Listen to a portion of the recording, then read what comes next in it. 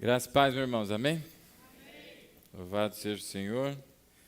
E em extensão aí ao comunicado aí da reforma, o agradecimento, né?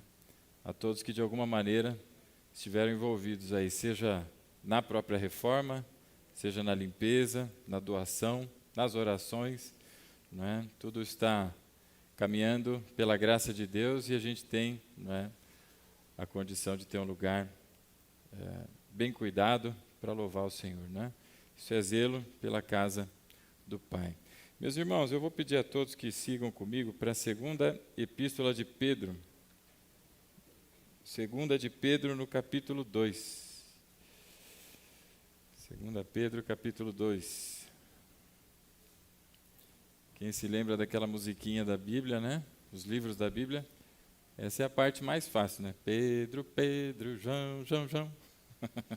Judas e Apocalipse de João. Então, quem não achou aí, está depois de Gênesis e antes de Apocalipse. Amém?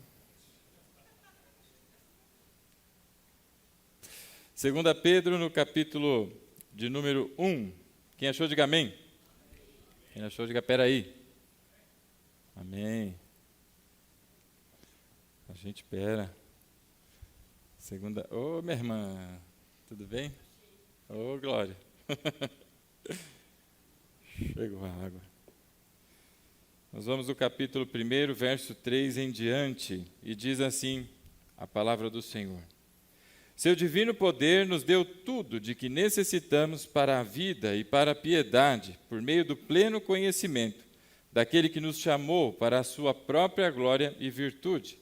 E dessa maneira, ele nos deu as suas grandiosas e preciosas promessas, para que por elas vocês se tornassem participantes da natureza divina e fugissem da corrupção que há no mundo causada pela cobiça.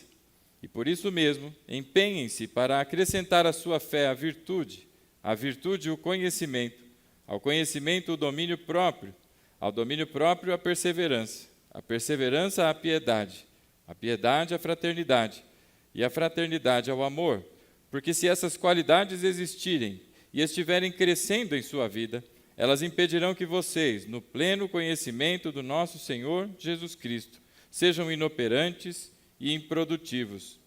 Todavia, se alguém não as tem, está cego, só vê o que está perto, esquecendo-se da purificação dos seus antigos pecados. Portanto, irmãos, empenhem-se ainda mais para consolidar o chamado e a eleição de vocês, pois se agirem dessa forma, jamais tropeçarão. E assim vocês estarão ricamente providos quando entrarem no reino eterno de nosso Senhor e Salvador, Jesus Cristo. Amém, irmãos? Até aqui, feche os teus olhos, onde você está, curve sua fronte, vamos orar. Pai, obrigado, Senhor, por essa noite, obrigado pelo, Senhor, privilégio que nos é dado de estarmos em Tua casa, de louvarmos ao Senhor, de termos este espaço, Pai, para adorarmos o Teu santo nome. Obrigado, Pai, porque a Tua graça, o Senhor continua, Senhor, a nos abençoar. E por isso pedimos que o Teu Espírito Santo, Pai, fale conosco. Eis aí a Tua palavra, Pai. Que o Senhor a revele, Senhor, no nosso coração.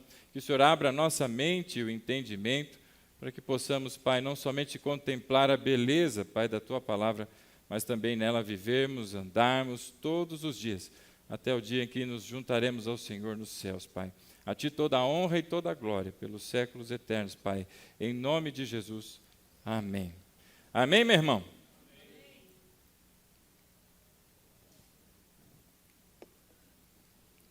Amém.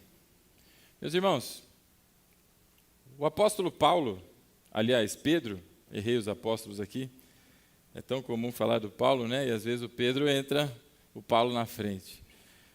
O apóstolo Pedro é um homem bastante experimentado, tanto na vida quanto no ministério, espiritualmente. Eu tenho aqui comigo que você se lembra dos muitos episódios envolvendo o apóstolo Pedro, não só nos momentos em que ele, pela graça, não é, se manifesta pelo Espírito, mas também nos momentos em que ele, na carne, não é, comete situações que são bastante contrárias à palavra de Deus. E este homem, não é, andou com o Senhor Jesus, ele andou os 3 anos do ministério terreno aqui do Senhor Jesus, acompanhou todas as etapas desse ministério, e inclusive esteve com o Senhor Jesus lá quando a Bíblia registra em Lucas, no capítulo 17, o momento em que fariseus, não é, se ajuntam com Jesus para fazer perguntas. E as perguntas que eles fazem é sobre o reino. Quando que viria o reino? Quando que eles veriam o reino de Deus? E aí o Senhor Jesus responde que este reino, o reino de Deus, não seria visto, não é? Ele não teria aparência visível, mas ele é o governo do Senhor sobre nós. E a partir dali o Senhor Jesus começa a mostrar àqueles fariseus, não é, que haveria o dia em que do alto dos céus eles veriam um relâmpago brilhando de uma extremidade à outra, assim seria a sua volta. Assim seria o momento em que este governo, o governo do Senhor, não é, se estabeleceria eternamente, já presente a partir de Cristo, mas agora presente eternamente. E naquele momento, não é, o Senhor Jesus diz àqueles fariseus: e olha, cuidado, porque se você estiver no campo, não volte para casa para buscar alguma coisa. Se você estiver na parte de cima, no telhado, não desça para pegar alguma coisa, não é? Como alguém que está para sair, já está no portão de casa, lembrou que esqueceu, olha o paradigma, né? Lembrou que esqueceu da carteira, e ele vai voltar para buscar a carteira. O Senhor Jesus diz: não volta não. Quando ouvires essas coisas, saia e saia correndo. E aí o Senhor Jesus traz uma seguinte informação: lembrem-se da mulher de Ló. Capítulo 17, verso 31 de Lucas, nós vamos encontrar essa narrativa, e onde Jesus diz: lembrem-se da mulher de Ló. Pedro estava lá. Pedro ouviu tudo isso e certamente se lembrou do que aconteceu com a mulher de Ló. Você deve se lembrar lá na narrativa de Gênesis, Ló se separa de Abraão, cada um segue um caminho diferente, e Ló vai se acampar, ele vai criar morada ali na região de Sodoma, onde os pastos eram verdes, bem bonitos, e ele se instala ali. E diante de toda aquela corrupção que havia naquele lugar, o Senhor envia anjos a alertar Ló para que ele saísse dali, porque ao sair, Sodoma seria destruída. E quando está para sair, não é, a família de Ló, a sua família, a sua esposa, não cumpre a ordenança do anjo, e ela olha para trás, e uma grande tragédia acontece com aquela mulher. Por isso o Senhor Jesus, ao lembrar de que neste tempo é tempo de olhar para frente e não para trás, não é? Ele diz: lembrem-se da mulher de Ló. E Pedro certamente tinha isso em vista quando traz aqui para todos nós este texto que nós acabamos de ler, a sua segunda epístola. E Pedro, para que você não pense, não é, nenhuma loucura, Pedro não está à vontade, confortável, sentado na sua poltrona, poltrona do papai, ou na sua poltrona apostólica, não é, porque hoje em dia tudo é apostólico, né? Ele tinha uma poltrona apostólica sentada lá. Não, ele não estava. Eu não sei se você conhece essa epístola um pouco melhor, mas ela foi escrita na década de 60 depois de Cristo. Entre 60 e 68 depois de Cristo. 68 é o ano que o imperador Nero, que era o imperador naquela época, morre. Ele morre cometendo suicídio. Tentam fingir ali alguma coisa, mas ele comete suicídio. Pelo menos é o que diz, não é, a história. E antes disso, esse imperador, ele taca fogo em Roma. Por volta ali de 64, se eu não erro aqui os anos na história, ele taca fogo em Roma. E diante da sua loucura, achando que ele estava fazendo uma arte, nos seus devaneios, ele atribui o ato e o fato daquele incêndio, e que dizimou a capital ali do império, não é? Ele atribui aquilo aos cristãos. Então, uma grande perseguição se instala, para além daquela que já existia. Já existia uma perseguição onde pessoas eram buscadas, procuradas, não importa onde, se encontravam secretamente, e quando encontradas, elas eram torturadas, não é? Obrigadas a, enfim, dizerem que não criam mais em Jesus, senão morriam. E para muitos a morte era, não é, já diretamente executada. Como nós vemos o primeiro dos mártires aí, após o Senhor Jesus, que é Estevão, narrado a partir do capítulo 6 do livro de Atos. Então, uma grande perseguição se instala, e o apóstolo Pedro está em Roma, no lugar onde foi tacado fogo, ateado fogo, Está certo falar atear fogo? É? Tacaram o fogo em Roma e o apóstolo Pedro está lá. E ele não está lá fazendo nada senão preso. O apóstolo Pedro está preso. E ele escreve a sua segunda epístola nessas condições, preso. E ele está preso aguardando um julgamento. E a sentença do seu julgamento ele já conhece, porque o Senhor revelou a ele. Não haveria outra condição, não haveria como ele ser liberto daquelas cadeias, mas ele passaria pelo vale da sombra da morte. Ali seriam os momentos finais do apóstolo Pedro. Ele mesmo nessa epístola diz que o Senhor Jesus revela a ele que está chegando o tempo dele deixar este tabernáculo, nas suas palavras na epístola. Então são nessas condições, aprisionado, com uma grande perseguição acontecendo, não é? Que o apóstolo Pedro escreve essa carta. E essa carta, meus irmãos, ela tem uma intenção. Se você for comigo lá no capítulo 3 dela, né, os 2 últimos versículos vão dizer qual é a intenção dela. Olha aí comigo, o verso 17 e o verso 18. Portanto, amados, sabendo disso, todo o enredo da epístola, não é? Sabendo disso, guardem-se para que não sejam levados pelo erro dos que não têm princípios morais, e nem percam a sua firmeza e caiam. Cresçam, porém, na graça e no conhecimento do nosso Senhor e Salvador Jesus Cristo. A Ele seja a glória, agora e para sempre.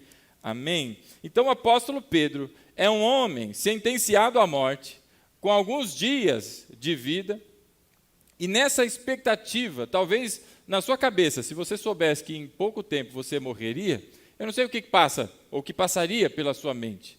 Para alguns pensariam, puxa, ainda bem que eu gastei todo o meu dinheiro, não vou deixar nada para ninguém. Aí o outro pode pensar, uau, puxa, eu devia ter dito não sei o que para tal pessoa, ou eu devia ter feito não sei o que lá, entre tantas coisas que passariam pela cabeça. O que passou na cabeça do apóstolo Paulo foi a preocupação, para que como aquele que faz uma corrida de bastão, você já viu aquela corrida de bastão? Um sai correndo com o bastão na mão, e de repente vem o revezamento. O que está à frente, ele entrega o bastão e o outro pega e continua correndo. E essa é a dinâmica dessa corrida, não é? E assim está o apóstolo Pedro, agora passando o bastão para aqueles que haveriam de dar continuidade à obra e ao enredo do Evangelho na pregação em todo o mundo. E o que está na cabeça desse homem agora é a preocupação. Se estas pessoas que vão pegar o bastão e que vão dar continuidade, se estas pessoas, na sequência, se lembrariam daquilo que tem mais valor nessa vida, que é o Evangelho. Tudo se resume ao Evangelho, à pregação das boas novas. E por isso, aí no capítulo 3, ele diz, não é? Perdão, no capítulo 1, no verso 3, eu vou pedir a você que deixe sua Bíblia aberta, nós vamos ver de verso a verso o sentido do que ele traz aqui, não é? E depois de dar, não é, as suas saudações, dizendo que é mediante a justiça, não é, do nosso Deus e Salvador Jesus Cristo que nós recebemos fé, e igualmente valiosa fé, verso 1, não é? É pela justiça de Deus em Cristo que nós recebemos essa fé valiosa, não é? Ele diz ali no verso 3, o seu divino poder nos deu tudo de que necessitamos para a vida e para a piedade, por meio do pleno conhecimento daquele que nos chamou para a sua própria glória e virtude.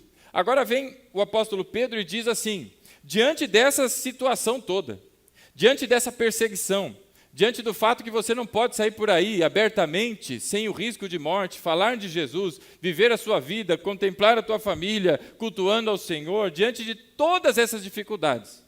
E aqui no lugar você pode substituir pelas suas, não é? Eu não sei pelo que você vem passando, eu conheço a minha vida e já está muito bom até aqui, né?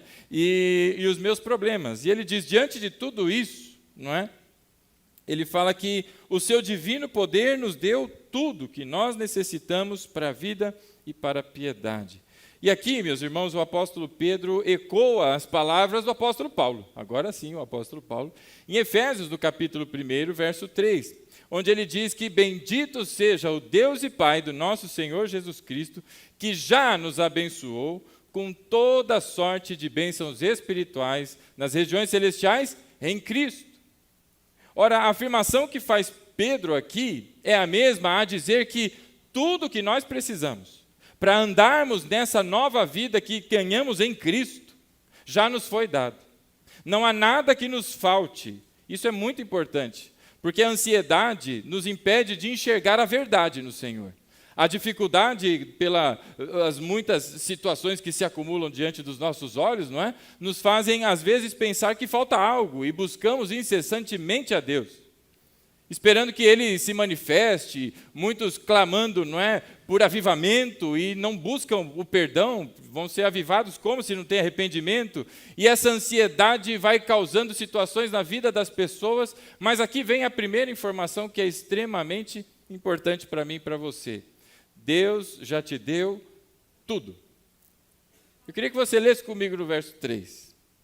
O seu divino poder não vem de homens, é da parte de Deus. É divino, o poder é divino. O seu divino poder nos deu tudo que necessitamos para viver a vida e para a piedade. E isto veio para todos nós através do pleno conhecimento, não é? Daquele que nos chamou para a sua própria glória e virtude. E este conhecimento, ele está se referindo ao Evangelho. A pregação do Evangelho. A quem é Jesus, que a obra que ele realizou, o que isso impacta na vida das pessoas e como nós vivemos agora que estamos em Cristo. Então, no Evangelho, meus irmãos, na simplicidade do Evangelho, nós encontramos tudo o que nós precisamos.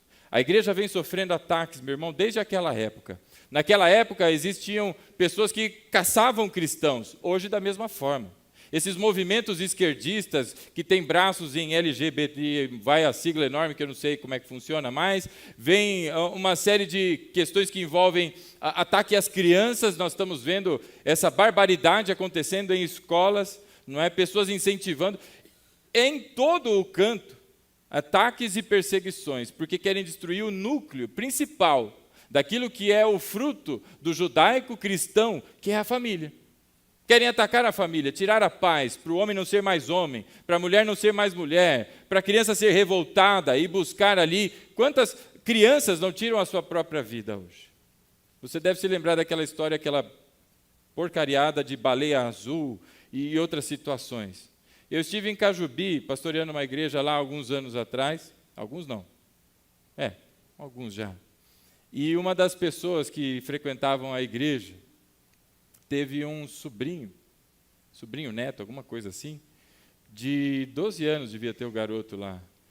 Ele, quando a mãe chegou em casa, o menino estava pendurado pelo pescoço, ele se enforcou, não é?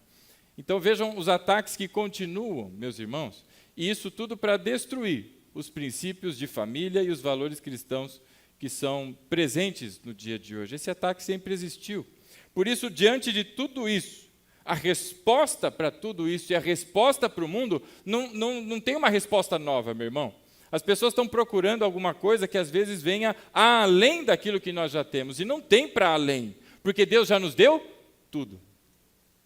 O que nós precisamos para enfrentar este mundo tenebroso, o que nós precisamos para permanecermos firmes contra as ciladas do diabo, já nos foi dado em Cristo. Nós já temos tudo. Verso número 3. Seu divino poder nos deu tudo de que necessitamos para a vida e para a piedade, por meio do pleno conhecimento daquele que nos chamou para a sua própria glória e virtude. Primeira coisa que nós observamos nesse texto, que tem pelo menos 3 grandes divisões. A primeira delas é o que Deus nos deu. E a Bíblia nos diz que Ele nos deu tudo. Verso 4, dessa maneira, Ele nos deu as suas grandiosas e preciosas promessas, para que por elas vocês se tornassem participantes da natureza divina e fugissem da corrupção que há no mundo, causada pela cobiça. E agora, a palavra de Deus diz que o Evangelho, as profecias, as promessas de Deus presentes em todo o contexto bíblico, são isso que nos afastam, meu irmão, da corrupção. É nisso que deve estar ancorada a minha vida e a sua, na fé no Senhor Jesus, porque isso nos afasta da corrupção.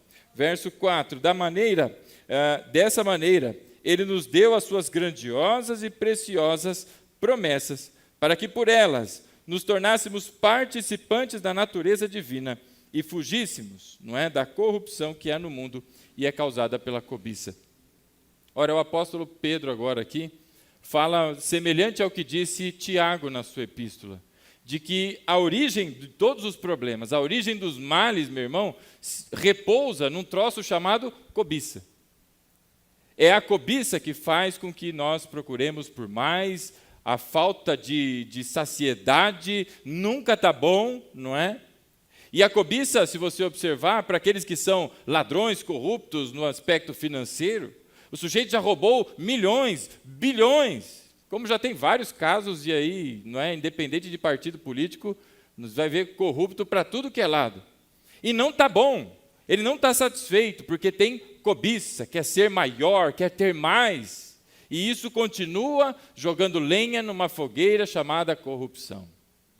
Da mesma sorte, aos maridos e esposas casados que não se contentam com seu cônjuge. É a cobiça de olhar para a outra, de olhar para o outro e querer mais. E os fetiches e toda a sorte de corrupção que nasce através da cobiça, cria raízes na mente e concebe o pecado até chegar ao ponto, de uma traição ou de uma situação que expõe o casamento, fraudam um casamento e levam à falência a reunião da família, por causa da cobiça, meu irmão. E se você parar para pensar no seu trabalho, quantas pessoas estão com problemas de saúde, problemas familiares, problemas de muitas ordens diferentes? Por quê? Porque trabalham igual malucos e não param de trabalhar. E por que não param de trabalhar e continuam a trabalhar? Ora, pastor, como diz lá no Bradesco, só o trabalho pode produzir riqueza. Não é isso, é só o trabalho enobrece o homem, O que está escrito? É isso aí, Tem que trabalhar mesmo, pastor. É isso aí. Só que por que o cara está lá e não para e busca, e não para e vai desenfreadamente? Porque ele quer ter mais, ele quer ser melhor. Ele na roda dos amigos, ele não pode ser aquele que tem um cargo inferior, ele tem que ser o top. E aí aquilo vai trazendo nele, situações pela cobiça e na corrupção da mente, ou a concupiscência da carne, como vai dizer algumas traduções, vai fazer o quê? Vai fazer com que ele avance sinais, vai fazer com que ele prejudique pessoas, porque ele quer mais. E não importa se ele passa por cima da família, o importante é que ele está andando com um carrão. 55 mil parcelas de um carnê das Casas Bahia, isso não interessa. Importa que ele tem, e está à mostra para todas as pessoas. Então, qual que é a grande origem dos males, meu irmão? Como diz Tiago, e agora Pedro também, na sua epístola, no fim da vida, ao olhar tudo por onde ele passou e por onde ele está indo, para junto do Pai, através de uma morte dolorosa, foi crucificado o apóstolo Pedro também, O que esse homem diz? Ele diz que Deus, através das suas promessas, nos faz perceber que não são as riquezas que esse mundo oferece. Porque o diabo foi muito pequeno ao oferecer o mundo para o Senhor Jesus, porque ele é o rei do universo. Ele comanda todo o universo. Ele é o rei de toda a glória, diz a Bíblia. E o que o mundo tem a oferecer é muito pequeno, é efêmero, é pífio, diante da grandeza, da glória do Eterno. Mas nós continuamos pela cobiça, pela ganância, e aí não confunda, o esforço de alguém que é dedicado nas suas atividades com o avanço pela cobiça. Então a Bíblia diz aqui que através das promessas de Deus, em sabendo quem eu sou em Cristo, o que Ele fez por mim e para onde eu vou em Cristo, e que serei sustentado eternamente pela força da sua palavra, pelo sangue que me lava e me limpa de todos os pecados, eternamente. Isso tem maior peso do que qualquer outra coisa que o mundo venha a oferecer. A consciência disso e o exercício disso na mente, segundo o apóstolo Pedro. Aí o apóstolo Paulo vai dizer em Romanos capítulo 12, a partir do verso 2, que nós não devemos ser moldados segundo este mundo, mas transformados, renovados na mente, para a gente conhecer a boa, perfeita e agradável vontade de Deus. E essa renovação, ela não vem pelo discurso de homens, ela não vem pela participação em eventos grandiosos, mas ela vem pela pregação do Evangelho. É pela palavra de Deus, meu irmão. Quantas pessoas perdidas em dogmas, porque a cobiça fez com que o homem explorasse a fé de outros, para ele crescer, para ser o maior. Tem que ser o bispo, não pode ser o pastor. Agora tem que ser o apóstolo, porque não pode ser bispo. Eu sou maior do que... Agora daqui a pouco é anjo, daqui a pouco é príncipe, daqui a pouco estão evocando o título messiânico de Jesus, porque não é suficiente. E aí, através da exploração da fé de outros, eles trazem dogmas, mentiras que são colocadas como verdades, não tem amparo bíblico, e é que as pessoas seguem pela cobiça de outras. Por isso, meu irmão, quão importante é ter o pleno conhecimento daquele que nos chamou para a sua própria glória e virtude, como diz o apóstolo Pedro. Por isso vem a primeira etapa desse texto que nós lemos, que é o que Deus nos deu. Ele nos deu tudo. Ele nos deu o seu evangelho, a sua palavra, ele nos deu o Cordeiro, ele nos deu o Espírito, para que nós andemos na luz. Ele nos deu tudo. Verso 4. Dessa maneira, ele nos deu as suas grandiosas e preciosas promessas, para que por elas nos tornássemos participantes da natureza divina e fugissem da corrupção que há no mundo causada pela cobiça. Se você está usando a Almeida Revista e Atualizada, talvez essa parte na cobiça não esteja. E isso é uma parte da tradução da Revista Atualizada que falhou, porque está no texto sagrado a parte da cobiça. Então, a corrupção, ela provém da cobiça, é fruto da cobiça. Não se esqueça disso, meu irmão, porque quando nós olhamos para as coisas e desejamos aquilo que não é nosso, porque olhamos para aquilo que Deus nos deu, que é tudo que nós precisamos, e parece não ser suficiente, quando parece não ser suficiente, o que está clamando dentro de você não é o espírito, mas é a carne querendo mais. E é tempo de mortificar a carne. Então, a primeira coisa que nós vemos aqui é o que Deus nos deu. E a segunda, que está a partir do verso 5 e vai até o 9, é o que Deus exige de nós agora. Porque Ele já nos deu tudo. Agora, o que é que Deus exige de nós? E eu vou falar em letras garrafais aqui. Exigir. Porque tem pessoas que creem num Deus que não é o Deus bíblico, e eu não sei de onde tiraram esse ídolo, que é um Deus bonzinho, que é complacente e permite todas as coisas. Eu não sei de onde pessoas tiram isso. Mas o Deus que nós lemos na Bíblia, meu irmão, é um Deus que não tolera o pecado. Não tolera o pecado. Preste atenção nisso. Porque quem nos deu tudo é exatamente este Deus, que agora exige para aqueles que dele receberam. E o apóstolo Pedro fala sobre ele. Para que você veja quem é Deus que o apóstolo Pedro está falando, veja aí no capítulo 2, o verso 4. Meu irmão, presta bastante atenção, porque esse negócio de ficar com ídolo aí, meu irmão, está com nada. Meu Deus, não é assim não, pastor. Então vai ler a Bíblia, ô João. Né? Capítulo 2, olha aí o verso 4. Ele diz assim: pois Deus não poupou os anjos que pecaram, mas os lançou no inferno, prendendo-os em abismo tenebroso, a fim de serem reservados para o juízo. Deus não poupou os seres celestiais que pecaram. Deus não tolera o pecado. E o verso 5 vai dizer mais: e ele não poupou o mundo antigo, quando trouxe o dilúvio sobre aquele povo ímpio, mas preservou Noé, pregador da justiça, falando do Evangelho, e mais 7 pessoas. E também condenou as cidades de Sodoma e Gomorra, reduzindo-as a cinzas, tornando exemplo do que acontecerá aos ímpios. Quem é o Deus que nos deu tudo? É o Deus que exige de nós que andemos em santidade. É o Deus que não tolera o pecado, meu irmão. É um Deus que, diante da sua santidade, o pecado é fulminado, porque ele não é santo, ele é a santidade em pessoa. Por isso, meu irmão, não se confunda nesses dogmas e pregações de um evangelho terapêutico, porque Deus exige sim do seu povo. Sede santos, porque eu sou santo, diz o Senhor. E a palavra continua aí a partir do verso 5, não é? do capítulo 1, o apóstolo Pedro agora fala sobre este Deus, o Deus que não poupou pessoas. E para quem, inclusive, pensa que o dilúvio foi parcial, existe uma conversa, né? Dilúvio parcial ou total?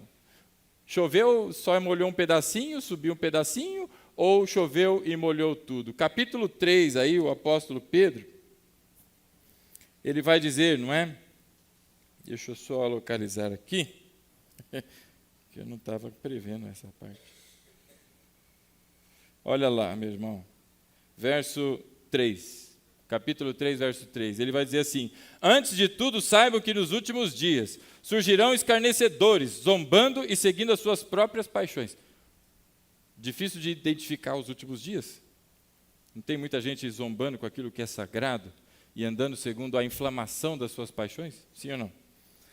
Verso 4, e eles dirão, o que houve com a promessa da sua vinda? Desde que os antepassados morreram, tudo continua como desde o princípio da criação. E estão zombando da nossa fé, porque nós cremos na parúzia, nós cremos na volta de Cristo. E aí vem o verso 5, mas eles deliberadamente se esqueceram que há muito tempo, pela palavra de Deus, existem céus e terra, e esta formada de água e pela água o mundo daquele tempo foi submerso e destruído. A palavra de Deus está dizendo a você, se foi parcial ou não. O mundo foi destruído, sobraram apenas as pessoas que Deus poupou pela sua graça para a continuidade do seu projeto. Então este é o Deus, meu irmão, que não tolera pecados. É um Deus que não está, não é, em brincadeira com nenhum de nós. Mas a fé que Ele nos deu é verdadeira, digna de crédito, e por isso vale a pena esperar no Senhor. No verso 5 vem agora o que Deus exige de nós. Verso 5 diz assim, por isso mesmo, porque Deus te deu o seu divino poder, porque Deus te deu as suas grandiosas e preciosas promessas, não é? Para que a gente escape da corrupção causada pela cobiça. Verso 5, por isso mesmo, diante de tudo isso, empenhem-se para acrescentar à sua fé virtude. E agora vem a exigência, empenho. Essa palavra aí, o verbo, se você quiser entender exatamente o que o apóstolo Pedro estava dizendo, você tem que pensar no cara na academia. Pensa lá no Rick, no Diego, lá, fazendo força na academia. Lá. O que você está fazendo lá? Está exercitando. Para que cresça e desenvolva a musculatura, não é? Se ficar pegando peso pena, não vai acontecer nada. Você tem que aumentar a carga. Cada vez aumenta mais a carga, a ponto, não é, de você se desenvolver na sua musculatura, emagrece, não é, fica fortão, as mulheres, né, enfim, já entendeu. Este exercício, este esforço é a palavra que está aí no empenhem-se. Pensem na ginástica. Quer dizer que é um esforço para além daquilo que é comum para todos nós. Se você pratica alguma atividade física, você deve se lembrar de algum momento ou perceber que vai chegar uma hora que o músculo vai querer dar uma falhada. Você está correndo e você fala, meu, não aguento mais. Não aguento mais. A verdade é que a tua mente está dizendo que você não aguenta, mas o corpo aguenta. É por isso que tem os tais dos personal trainers. Quem assistiu aquele filme Desafiando os Gigantes? Não tem aquela hora que o menino vendado começa a puxar com outro cara em cima? Eu não sei se é futebol americano, o que é. E ele vai, ele está dizendo, eu não aguento mais. E aí o coach, vai que você aguenta sim, vai que você aguenta, eu não aguento mais, já vou parar. E ele vai indo, quando ele percebe, tira a venda, ele passou do objetivo que era necessário. Então a mente vai dizer que não dá, né? A gente vai chegar numa hora e vai dizer, já fiz tudo o que eu tinha para fazer na casa de Deus, já conheço toda a palavra, já orei o suficiente.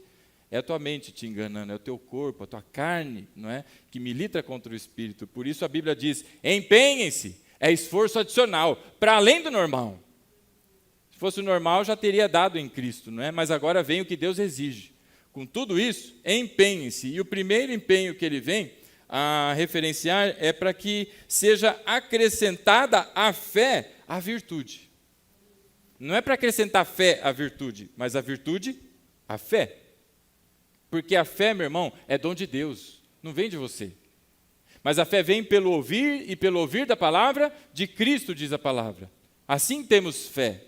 Por isso vem no verso 1, não é? Aqui da epístola, ele diz assim: Simão Pedro, servo e apóstolo de Jesus Cristo, àqueles que, mediante a justiça de nosso Deus e Salvador Jesus Cristo, receberam conosco uma fé igualmente valiosa. Não é desenvolveram, não é criaram, mas receberam. É dom de Deus, para que ninguém se vanglorie. Então a fé é de Deus e ela já foi dada pelo Espírito, porque creu na palavra. E essa fé Deus atribui a todos. Agora a fé, diz o apóstolo Pedro, deve ser acrescentada à virtude. E o que é virtude, meu irmão? Alguém vai se lembrar do texto de Jesus, não é? Caminhando pela multidão e uma mulher lhe toca as vestes e ele fala: opa, alguém me tocou, porque eu percebi que de mim saiu virtude. Aí alguém vai dizer: é essa a virtude. A virtude, a bem da verdade, meu irmão, essa palavra ela tem vários significados. Ela é meio coringa essa palavra, não é? Mas o propósito dela aqui é de fato energia, é esforço. Sabe quando você tem 20 anos de idade, para quem já passou dos 40, né? Você faz uma atividade, terminou, carregou peso, correu, subiu, desceu e está tudo certo. Você passa dos 40, já não é mais daquele jeito, né? Você já chega, né? E passou um tempinho, você está igual as grávidas, andando assim, né? Com a mão nas costas. Não é? Energia, disposição. E não poder do poder de Deus, mas é a nossa energia atribuída à fé. E o que isso quer dizer, irmão? Lembra de Tiago? Sim ou não? Tiago ele vai dizer que a fé sem obras é uma fé morrida, não é? Porque a fé sem obras não diz absolutamente nada. Na verdade, a fé sem obras é aquele sujeito que entrou na igreja, se simpatizou com a coisa, achou que era tudo muito legal, ficou lá anos e foi embora. E nunca mais voltou. Esse nunca nasceu de novo. Compartilhou das bênçãos, como vai dizer em Hebreus no capítulo 6, mas nunca nasceu de novo. Agora, aquele, meu irmão, que tem a fé genuína em si, para estes, não é? Tiago vai dizer: mostra a tua fé sem obras, que eu vou te mostrar as minhas obras que provam que eu tenho fé. Não é a fé que gera, ou melhor, não são as obras que geram a fé, mas a fé promove as boas obras. Porque se há poder de Deus na minha vida e na sua, há manifestação do Espírito Santo para a realização da vontade do Senhor, não só na sua vida, na sua família, aonde você estiver. Ou você nunca foi pego de surpresa para falar do Evangelho, que você nem estava esperando, para alguém sentado do teu lado no ônibus. Nunca passou por essa experiência? Calma que você vai chegar nesse dia. Pastor, eu não ando de ônibus. Vai ter um dia que Deus vai quebrar teu carro para você ir de ônibus. Aí está rogando praga, pastor. Não, Deus me livre. Não é? Porque a fé, meu irmão, ela necessariamente produz frutos, porque o fruto não vem de você. Diz Jesus: sem mim nada podeis fazer. Mas da parte de Deus, aqueles que têm fé, estes frutificam, porque Deus opera através da vida destes. Por isso ele diz agora: esforcem-se, empenhem-se para acrescentar virtude, disposição. Sabe aqueles crentes que vêm para a igreja assim: ai, que beleza, domingo, e o pastor está me esperando. Ai, o pastor me chamou sábado à noite. Ai, pastor. Ou não, tem reunião de oração. Ai, Jesus, vamos lá orar, porque eu tenho que orar mesmo, para afastar esse espírito de desânimo que se instalou. Porque a Bíblia diz, não é? Aqui, Pedro dizendo a todos nós que estamos em Cristo, nascemos de novo, que há necessidade de um esforço. Por quê, meu irmão? Ora, é meio óbvio, né? A tua vontade não é essa. A tua vontade era estar rico, não é? Em Bora Bora, em Cancún, lá na terra do Jack Sparrow, sei lá eu aonde, cada um tem o seu gosto, né? Comendo, bebendo, dormindo, assistindo qualquer seriado ruim, só para você ficar com sono e dormir logo. Eu sei lá, cada um tem uma vontade diferente, pular de paraquedas, qualquer coisa. Eu não queria estar na igreja. Mas é pelo Espírito que nós viemos. Porque Deus transforma e opera, não de fora para dentro, mas de dentro para fora. Não é aquele palavreado bonito, oh misericórdia, irmão. 3, 4 versículos decorados e aquela oração virtuosa nas palavras, mas por dentro é sepulcro caiado. Mas Deus usa aqueles que às vezes a gente olha e fala: vixe, são esses que pelo trabalhar do Espírito vão chacoalhar uma geração. E eis entre nós estes que Deus escolheu para a sua boa obra. Por isso empenhe-se, meu irmão, e ponha toda a virtude que você tem, todo o fôlego de vida que você tem, para aquilo que é do Senhor. Às vezes nós fazemos isso por um trabalho, para que a gente ganhe mais, para que a gente seja percebido, para que aquela moça que a gente gosta olhe para a gente, para que aquele moço repare, a gente põe o empenho que for. E às vezes para Deus é o que dá, é o que sobra. E o apóstolo Pedro está nos ensinando. Lembra, ele está no fim da vida e está passando bastão. E onde que ele está? Ele está em Cancún, curtindo a vida, falou, estou aposentado, aposentei. Inclusive não tem aposentadoria no Evangelho. Desculpa os irmãos aposentados. Mas o apóstolo Pedro está preso, curtindo ali a sua cela. E não está clamando pela sua vida, não está lá chorando, pedindo, Deus, pelo amor de Deus, mas ele está lá orando, pedindo a Deus que as pessoas se lembrem do Evangelho e que deem continuidade, porque a obra avança. Ele está lá, na cadeia, não agora, né? Mas quando estava escrevendo. E era isso que passava na sua mente. Então, meu irmão, primeira coisa que Deus exige de mim e de você, não é um pedido, é uma exigência de um Deus que não tolera o pecado e que nos deu tudo. Alguém pode dizer, ai pastor, mas eu não tenho virtude. Deus te deu tudo o que você precisa para a vida e para a piedade. Não vem com conversa. Pedro já tirou a tua graça. Deus te deu tudo. Depois de dizer que a fé precisa ser acrescentada à virtude, agora vem a virtude, o conhecimento. Aí é divertido, irmão. Sabe por quê? Você já foi em acampamento de alguma igreja? Só minha esposa foi, credo. Ah, apareceram, irmão, você está vivo, está acordado, aleluia. Acampamento, festividade, churrasco da igreja, meu irmão, aparece gente que você nunca viu na vida. Aí não, esse aqui é convidado, é meu vizinho, é filho da minha sogra, filho de não sei quem, e tal, e veio. Glória a Deus. Passa as terças-feiras, eu desafio você, passa, não sei quantas pessoas tem aqui, mas deve passar de 30 pelo menos agora, não importa o número. Passa na terça-feira, às 8 horas da noite, onde nos reunimos para o estudo bíblico. Vamos ver quantas pessoas a gente encontra.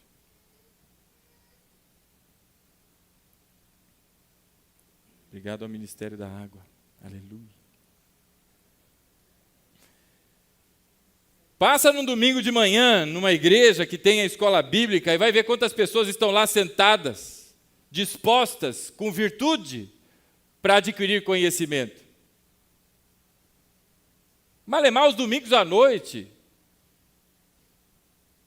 E agora vem o Deus que nos deu tudo, dizendo, com tudo isso que eu te dei, empenhe-se para acrescentar a sua virtude, porque disposição sem conhecimento só vai fazer idiotice. Um monte de gente fazendo um monte de bobagem por aí. Batismo de gente nua, onde já se viu? Mas estou batizando, pastor, é a obra de Deus, está lá peladão batizando. O que é isso, irmão? Batismo, não é? Porque virtude sem conhecimento, meu irmão, vai gerar um monte de porcarias. Por isso ele diz aqui, a fé que Deus te deu, acrescente a virtude, e a virtude é uma composição, não é? Conhecimento. Porque ele já deu o conhecimento para todos nós. E graças a Deus que na minha Bíblia não tem nenhuma colher de prata, eu já avisei. Eu fui olhar. Eu falei, vai que meu pai escondeu uma lá. Quem esteve aí domingo lembra da história, né? Do pastor que escondeu uma colher na Bíblia e nunca acharam a colher. Acharam que ele tinha roubado. Não tem, né, pai? Conhecimento, irmão. Isso não é aquelas pegações no pé de uma igreja tradicional. Ai, que chato, né? Meu mundo já está diferente, Não, meu irmão, a Bíblia diz que nós devemos manusear muito bem a palavra da verdade. Tem crente que não sabe achar um livro na Bíblia ainda. Tem 20 anos de igreja. Vai achar Sofonias, é só pelo dicionário, não, pelo sumário. Falou em Abacuque, o cara falou, o quê? É de comer? Tem isso na Bíblia.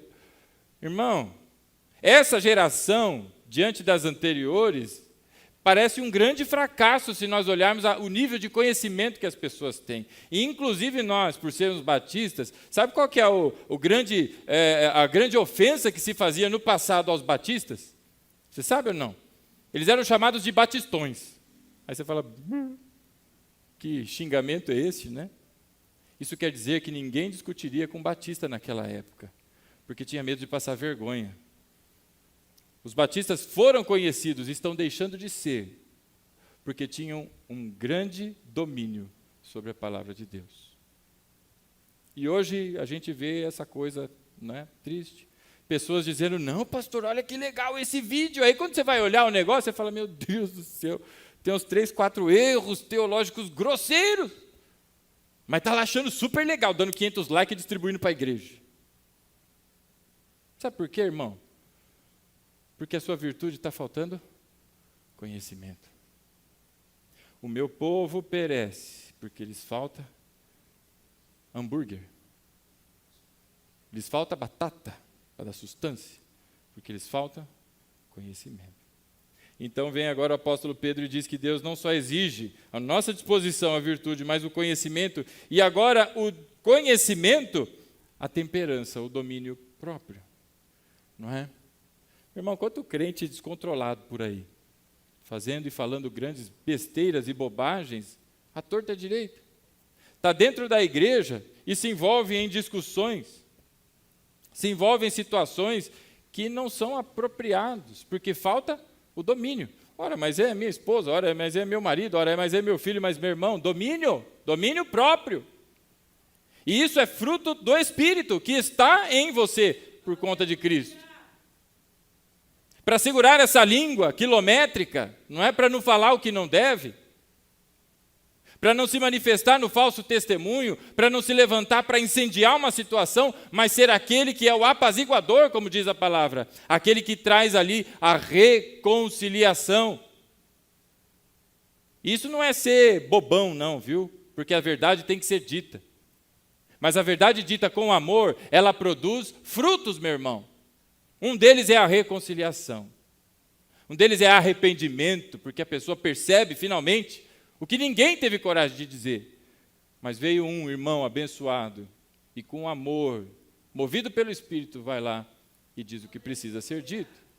Por isso eu digo a você, meu irmão, agora há um esforço nosso para dominar a nossa natureza. Dominar o nosso modo, não é? Tempestivo, e que tem causado tanto problema, prejuízo em casa, no trabalho, na igreja. Não é? Essa é a outra exigência que faz aqui o Senhor através da sua palavra, não é? E ao domínio próprio, lá no verso 6, a perseverança. É mó barato, meu irmão, essa parte, porque as pessoas, né? Uau, glória a Deus! Palavra abençoada, hoje vou me firmar no Senhor, e agora essa semana o diabo vai ver, ninguém mais segura, que não sei o quê. Chega na segunda, ele acordou na disposição, glória a Deus, orou, fez a leitura bíblica, chegou no trabalho e tomou um tufo. Ih, meu irmão, tudo aquilo que tinha sido, não é, construído, já foi desconstruído, ele não quer mais saber de nada, já não me serve mais nada, essa igreja já não é boa para mim, eu vou procurar outra coisa. Ou seja, não persevera. Inconstância. É exatamente como aquele alto, baixo, alto, baixo, alto, alto, baixo, baixo, alto, baixo, alto. É a vida de muitos cristãos, infelizmente. Mas a palavra diz que ele veio para aplanar os montes e tapar os vales. Então não vai ter mais alto e não vai ter mais baixo, mas há uma constância. Perseverança. Manter-se firme. Não é porque o irmão olhou torto para mim que eu vou deixar o meu ministério, não é porque o pastor não me deu boa noite, não me deu graça e paz, porque ele passou reto, às vezes ele está com catarata e não me viu, mas eu achei que ele não quis falar comigo e eu já joguei fora tudo para cima. Não! Mas ao contrário, eu vou perseverar. Naquela história da colher tem algo interessante. A mulher realmente não estava olhando para a Bíblia. Mas diante da notícia triste de que ela achou que o pastor tivesse roubado a colher, ela não deixou de ir à igreja, porque foi um ano depois pela história, né? Perseverança, meu irmão. Perseverança. A primeira dificuldade, se não na segunda, quem sabe na terceira. Muitos já foram, né? Já se perderam. Quer saber? Vou resistir nada. Vou cair na gandaia. Parece brincadeira, mas como disse bem o nosso irmão Cícero no apelo aqui, na hora das orações, para que a gente ore pelos jovens, não é? Isso parece muito mais presente em pessoas de idade mais, não é, novinhas, assim, essa inconstância, e quando vai crescendo deveria amadurecer, mas muitos permanecem na adolescência, na vida espiritual, né? Mas esses jovens, realmente, em nome de Jesus, que essa semente que foi lançada, o Senhor faça crescer e frutificar, não é? Por isso, irmão, perseverança. Perseverança. Oh! Ai, ai. Eu me lembro uma vez, não é, que eu fui convidado a tocar num lugar, e assim, eu não sou músico, irmão. Eu não sei tocar quase nada. Ao contrário de que alguns possam pensar, porque às vezes olha e parece ver a mão fazendo assim, é só enganação. Não é? Aí me convidaram para ir num lugar, e não tinha set list, não tinha nada, não me falaram os tons. Eu, na verdade, nem sabia o que era tom. Eu achei que era o tom da bateria. E foi assim, uma coisa terrível. Doído de ouvir. E doído de estar junto. E naquele dia eu pensei comigo, falei, isso não é para mim. Mas apesar do meu pensamento, Deus é quem move as águas na minha vida. E Ele continua me permitindo fazer barulho. Um pouquinho menos barulho agora. Mas é a perseverança. Não deu certo a primeira vez. Alguns vão chamar isso de derrota. Mas na mão de Deus, meu irmão, isso não é derrota, isso é a escola, é o aprendizado, é o aperfeiçoamento que Deus está fazendo em você, para criar resistência, para tirar essa fé infantil que acredita nas coisas e pensa que Deus nunca vai permitir que você passe por algo difícil e de repente você toma algo difícil. Uau! E agora você não só está aprendendo a viver, mas aprendendo e conhecendo o Deus que te deu tudo. Porque Deus é maravilhoso e cuida de todos nós. Então, agora Ele diz para todos nós que nós devemos acrescentar, não é, ao domínio próprio a perseverança. Parece meio semelhante com o que disse Jesus, não é, que nós devemos perdoar as pessoas 70 vezes 7 por dia. E aí tem alguém que deve fazer um contador, né? E deve estar anotando, fala, opa, irmãozinho aqui, ó, 392 vezes hoje, está chegando. 70 vezes 7 dá 490, se eu errei a conta, né? Está chegando, irmão, está chegando. Tem alguém que fazer a conta. Porque se der 491, não precisa perdoar mais. Bobão. Isso não é um limite, mas é para dizer como deve ser longa a nossa paciência e como a gente deve perdoar, independente, porque para perdoar 490 vezes num dia, ô doido, que pessoa é essa, não é? Mas deve ter. Por isso, nós devemos acrescentar perseverança ao domínio próprio. E a continuidade no verso 6, ele diz, e a perseverança, a piedade. E a piedade, a fraternidade, e a fraternidade ao amor.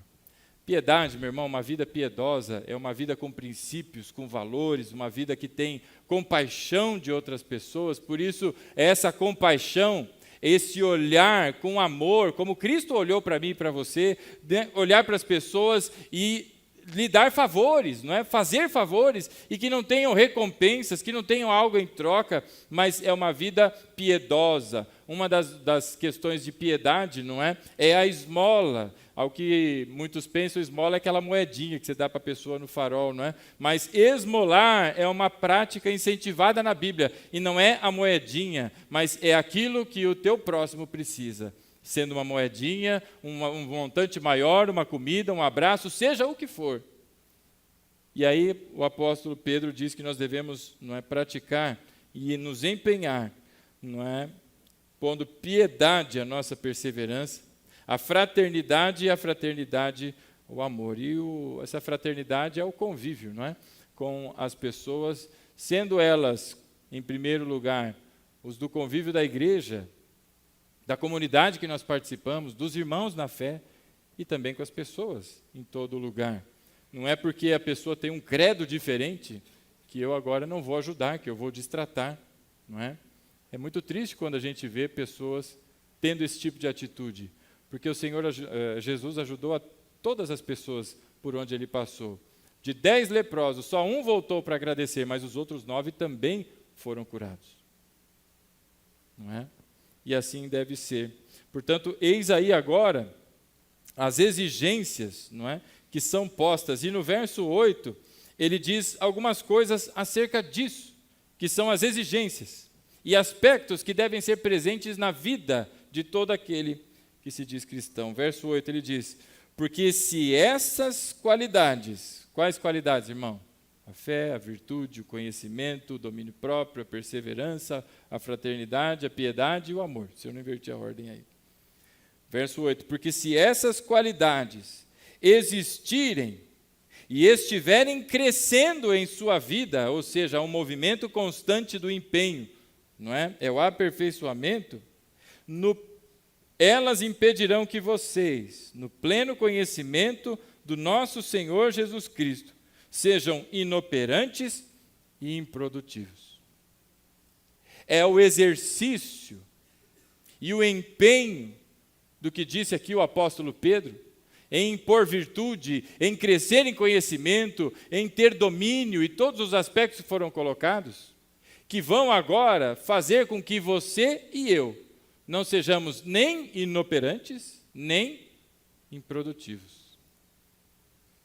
Tem gente que fica assim, não tem nada para fazer na igreja. Meu irmão, sei que igreja que você está pensando, porque a igreja tem tanta coisa para fazer, não é?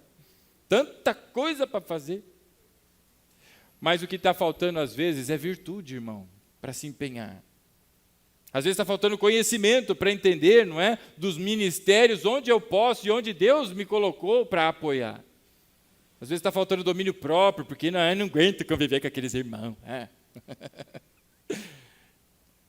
Por isso a palavra de Deus diz que através do exercício dessas coisas, existindo em nós, e isso crescendo, nós não seremos inoperantes nem improdutivos. Você se lembra que no começo falávamos de Jesus sendo abordado por fariseus, que perguntavam sobre o reino? Ora, o exemplo de inoperante e improdutivo é um fariseu. Jesus tinha vários adjetivos para eles, desde hipócritas, filhos do diabo, vários adjetivos, não é? Você quer pensar numa pessoa inoperante e improdutiva? Era um fariseu daquela época.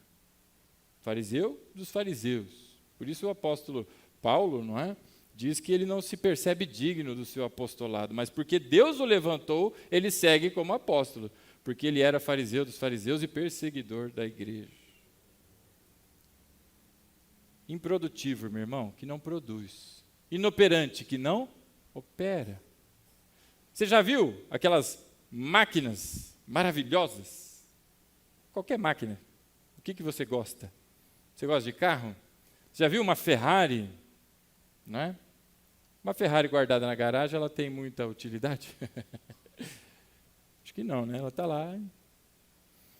Lá na região do Oriente Médio, onde as condições sociais são bem diferentes, né? As pessoas descartam carros assim. É comum, pelas reportagens que eu li, você encontrar esses carrões de luxo, tudo lá abandonado, cheio de pau, cheio de terra, tudo caindo aos pedaços, porque foi abandonado. Né? Esse é o sentido do inoperante e do improdutivo. Um baita potencial que tem aquele negócio.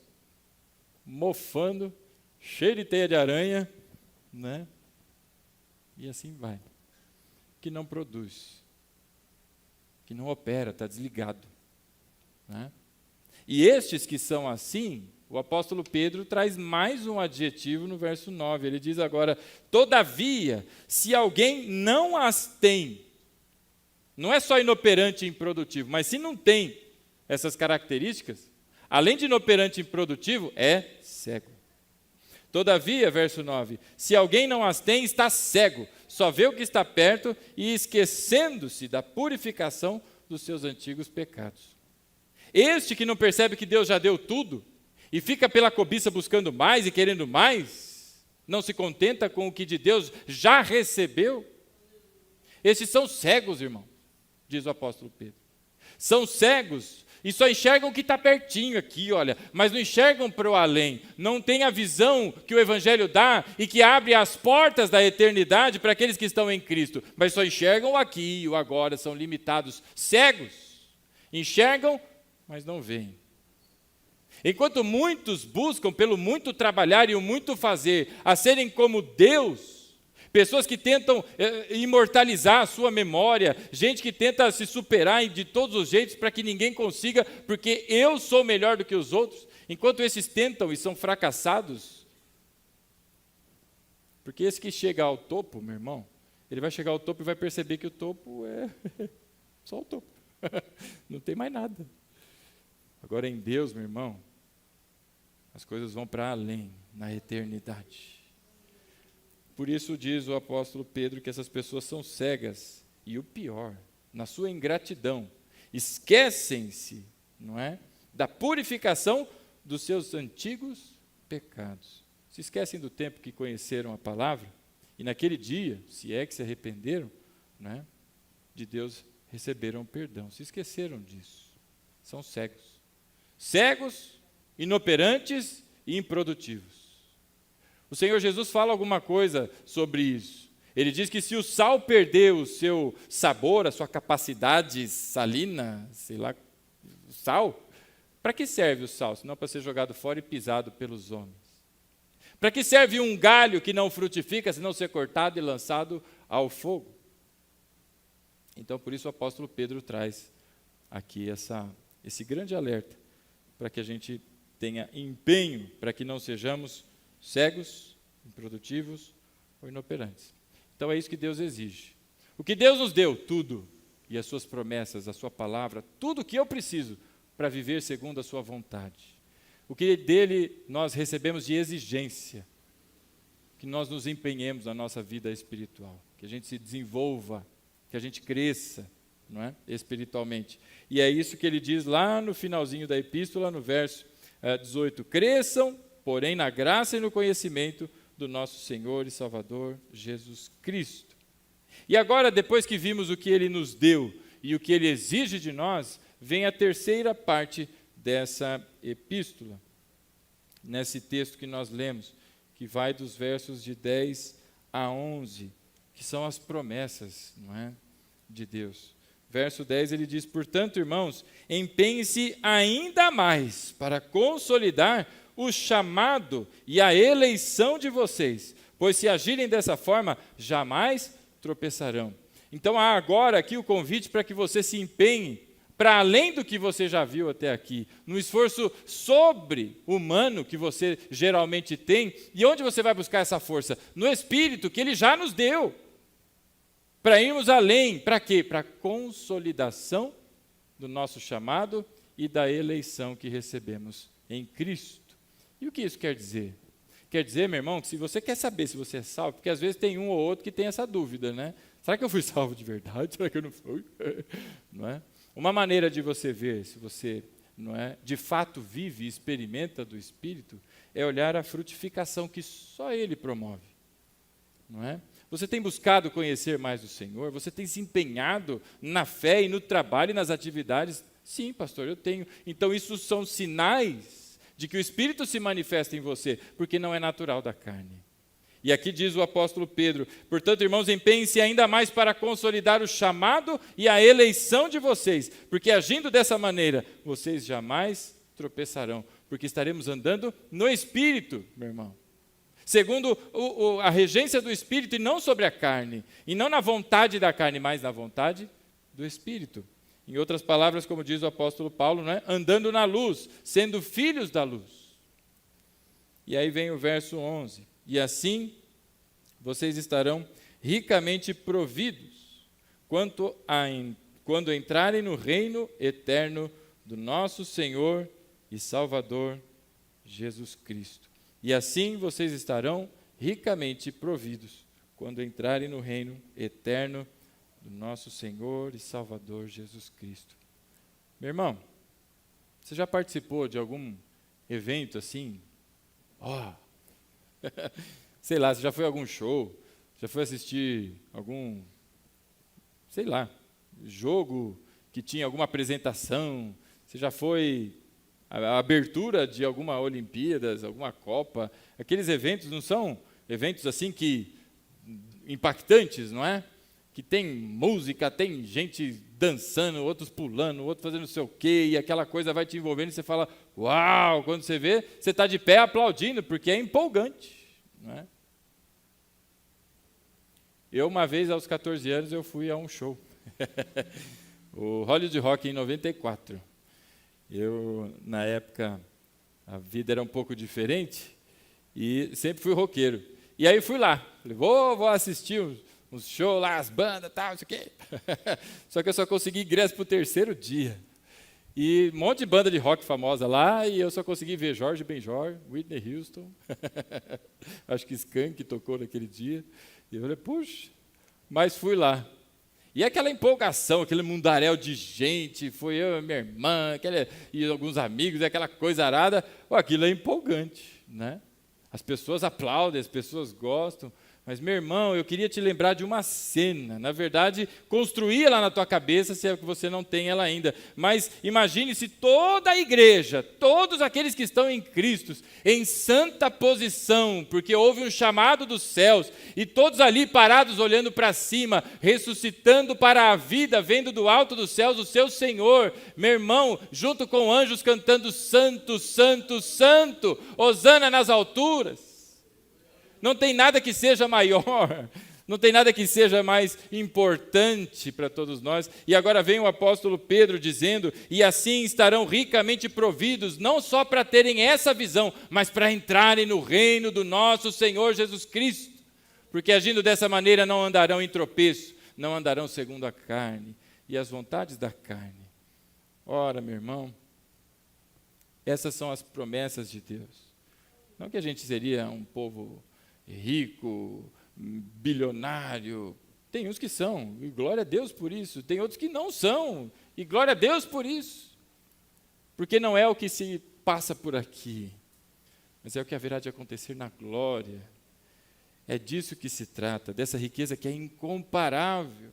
E diante disso, meu irmão, o apóstolo Pedro, na sua primeira epístola agora, no capítulo 2, no verso 9, ele fala quem nós somos em Cristo.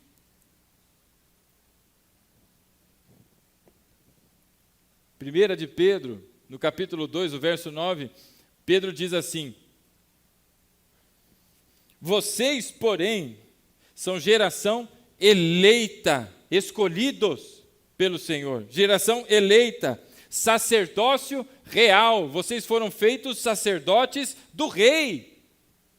Se você for ler Apocalipse lá no capítulo 5, você vai encontrar João dizendo que pelo sacrifício, o Senhor Jesus tornou a todos sacerdotes. Não tem mais aqueles que são levitas e somente eles são sacerdotes, mas todos sacerdotes e sacerdotisas, segundo a ordem de Melquisedeque. É o que a Bíblia nos explica. Então agora todos nós fomos feitos sacerdócio real, nação santa, separada, povo separado, povo exclusivo de Deus, não do mundo, não compartilhado com o mundo, mas exclusivo de Deus, para o anúncio das grandezas daquele que nos chamou das trevas para a sua maravilhosa luz, para o anúncio do Evangelho, o Evangelho que é a resposta para esse mundo, o Evangelho que é a resposta a toda a perseguição que a igreja recebe, não é? Estes agora são chamados nação santa, sacerdócio real, povo de propriedade exclusiva do Senhor, para o anúncio do Evangelho, para a pregação do Evangelho. E o anúncio das grandezas daquele que nos chamou das trevas para a sua maravilhosa luz. Não foi você que se levantou das trevas e foi para Cristo, mas foi Ele que te chamou lá nas trevas e te levantou para a sua glória e te trouxe para a luz. Por isso, meu irmão, ande na luz do Senhor. E para que a gente conclua aqui, meus irmãos, eu queria lembrar do que disse Jesus, aquele grupo de fariseus, não é? Lembrem-se da mulher de Ló. As perguntas dos fariseus eram: e aí, o reino? Cadê o reino? Nós vamos ver o reino quando ele vem, não é? O que vai acontecer? É o Senhor que vai estabelecer o reino aqui? E Jesus diz: não tem reino de aparência visível. E ele começa a falar da sua vinda. E diante de todas aquelas situações da sua vinda, ele diz: lembrem-se da mulher de Ló. Meu irmão, primeira coisa que a gente vê quando fala da mulher de Ló é que não é a história da carochinha, né? Porque Jesus não é mentiroso. Jesus nunca mentiu. Ele não mente. Aleluia. Tem gente que pensa que Gênesis é a história das criancinhas, não é para culto infantil. E não é não. Por isso ele disse: lembrem-se da mulher de Ló. E por quê? Por que falar da mulher de Ló diante do fato que ele está voltando? Ora, me parece tão óbvio. Os anjos foram lá e disseram: sai daí porque nós vamos destruir isso aí, está acabando o tempo aqui. Vamos? E não olha para trás. Ela olhou. O que é que a palavra está nos dizendo? Que o tempo é chegado, irmão. Os sinais do fim estão cada vez mais próximos. Nós lemos aí o capítulo 3, não é? No verso 3 ele diz: antes de tudo, saibam que nos últimos dias surgirão escarnecedores, zombadores, seguindo as suas próprias paixões. Ora, a gente já vê isso à torta e à direita. Você já ouviu falar de porta dos fundos? Você quer mais escarnecedor do que aquela porcaria? E muito crente ainda se subscreve nessa porcaria ainda. Quantas pessoas falando mal daquilo que é sagrado? Diz o apóstolo Paulo em Romanos, no capítulo 1, ele diz que o evangelho é poder de Deus para a salvação, meu irmão. Isso não é de zombaria. É isso que tira a pessoa da treva e leva para a luz. É a pregação do evangelho. E muitas pessoas estão tão perto, e tão próximo do momento, mas elas olham para trás. Acho que não vale a pena, eu vou desistir. Ou não, está tão legal ali, eu vou abandonar isso aqui e tudo mais. Por isso disse Jesus, meu irmão, lembre-se da mulher de Ló. Sabe, meu irmão, às vezes a gente está lutando pelo casamento, e as lutas às vezes cansam a gente, não cansam? Se você é gente como eu, você deve se cansar, porque eu me canso. Tem hora que você fala: quer saber? E é nessa hora que a gente deve se lembrar que o meu esforço tem que ser sobre-humano, na perseverança, no domínio próprio. Mas muitos vão parar ali e vão dizer: quer saber? E está tão perto, está tão próximo. Porque a palavra de Deus, meu irmão, diz que o Senhor, Ele vem na plenitude dos tempos, Ele opera no exato momento e segundo a sua vontade. A minha e a sua, a gente manifesta em oração. Deus cura, Deus faz isso, Deus não faça aquilo, Senhor ajuda aqui, Senhor aquilo lá, é a nossa vontade sendo manifesta. Deus nos dá o direito de falar.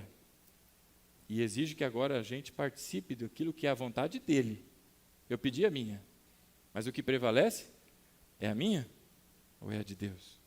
Os homens fazem planos, mas o que prevalece é o do Senhor. Faltava tão pouco, irmão, mas olhou para trás. E assim como aquela mulher foi, para alguns, não é, se tornou estátua de sal, ou para outros um bloco de sal projetou-se até ela e o fato é que aquela mulher morreu ali. E isso não é história da carochinha, porque Jesus faz citação, está na palavra, ela é inspirada pelo Espírito. Por isso eu digo a você, meu irmão, está difícil, tem hora que dá uma vontade de dar umas bambeadas, a gente mantém aquela aparência, aquela casca do crentão, mas por dentro já né? Eu digo a você, irmão, persevera, esforce-se, porque é isso que a palavra está nos ensinando. E quem está falando para mim e para você é um homem preso, não preocupado com a sua vida, mas preocupado que eu e você, a próxima geração, aqueles que darão continuidade, lembrem-se disso, porque não importa se está preso, não importa se está condicionado numa doença terrível, não importa a situação que seja, porque isso é efêmero. O que importa é o peso da glória do Altíssimo, e eternamente nele nós descansaremos. Por isso, enquanto estamos aqui, enquanto tem fôlego, toda a virtude é para Ele. Porque se Ele nos deu tudo, o que Ele exige de mim? Tudo. Porque Ele me deu tudo. Então, meus irmãos, eu deixo aqui a reflexão, para que a gente encerre. Eu vou convidar o grupo de louvor, para que nós oremos, para que você se lembre da filha de Ló. Essas palavras são do Senhor Jesus. Não é? Lucas capítulo 17, a partir do verso 31, você vai encontrar isso lá, se quiser pesquisar em casa. Não é? Para que, quando sobrevier as dificuldades, quando as coisas se amontoarem diante dos seus olhos, você não desistir, não é? Que vem à mente, parar. Não, eu vou dar um tempinho, olha só, isso aqui... Não, senhor, é só uma semana, 2 que eu vou ficar, eu vou tirar umas férias da igreja, do ministério, vou tirar umas férias. Quando isso vier, eu queria que você se lembrasse, isso não é o Espírito falando com você, isso é a carne. Mas o Espírito diz a você, persevera, avança com esforço, domine-se, tenha compaixão das pessoas, ame como o Senhor nos amou, perdoe como fomos perdoados. E assim, pela graça, não pelo nosso esforço, pela graça, a obra de Deus avança. Eu convido você a se colocar de pé em nome de Jesus.